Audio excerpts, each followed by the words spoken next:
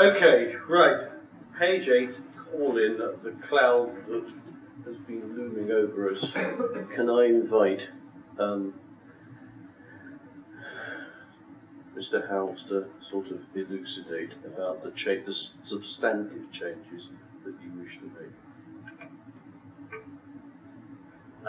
I think, having tested this through a calling process, that there's some the Constitution as written is at best unclear and not definitive, but more importantly, at worst, actually is contrary to the law about callings in terms of references to council.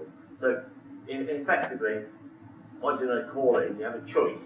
You either refer back to the decision maker, or you can refer the function of calling to the council. And that's a difference.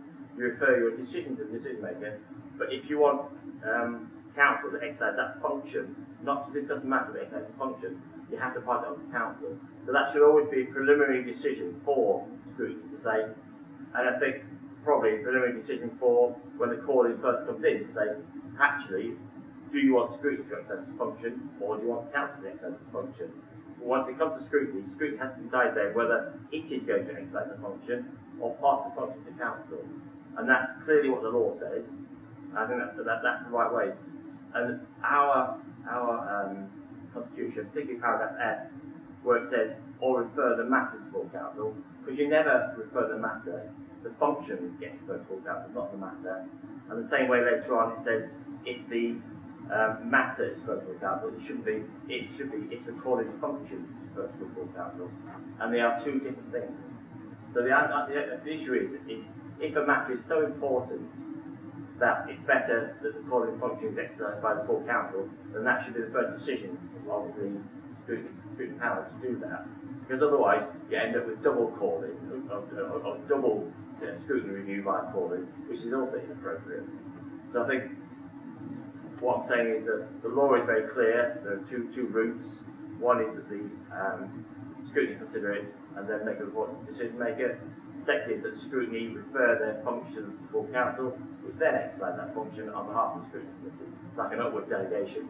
And what we've done here is, in this explanation, is we've convoluted those two routes, and we need to, if it is a word, unconvolute them, separate them out, and make clear there are two routes you can take, and not just one route which is mixed in together. What it doesn't do is elucidate how scrutiny would determine whether it should be scrutinised at scrutiny committee or it be referred to full council for its scrutiny. That's what's missing here. It does say in an I, if the calling function is referred to full council. It doesn't decide, doesn't elucidate how that decision is taken.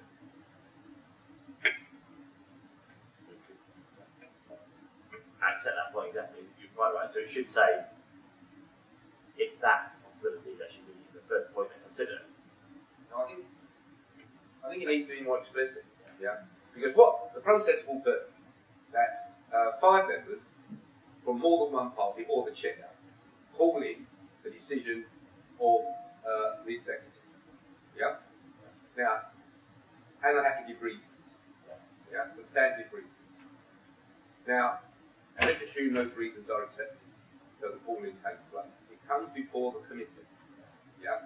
At that stage, the committee decides whether it wants to scrutinise the issue on the night, or they want to refer it to full council, or full council to scrutinise it.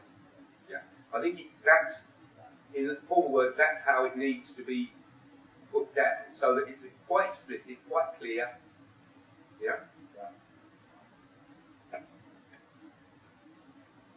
So there'll be a redrafting of that to make that process crystal clear.